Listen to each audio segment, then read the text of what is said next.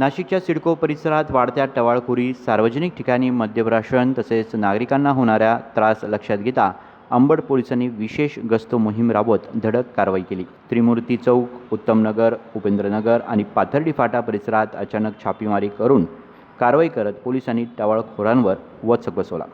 Ambad police ठाण्याचे वरिष्ठ police निरीक्षक जगवेंद्र सिंग राजपूत यांच्या मार्गदर्शनाखाली ही मोहीम राबवण्यात आली।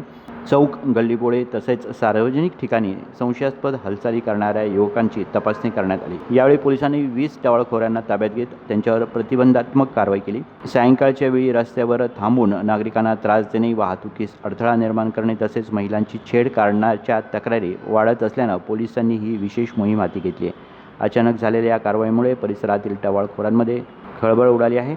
दरम्यान अशा प्रकारच्या गस्त आणि कारवाया यापुढेही सुरू राहणार असून कायदा व सुव्यवस्था बिघडणाऱ्यांवर कठोर कारवाई केली जाईल असा इशारा अंबड पोलिसांनी दिला आहे। पोलिसांच्या या कारवाईचं नागरिकांनी स्वागत केलं। गुड्डू शेख, दिशा न्यूज, नाशिक।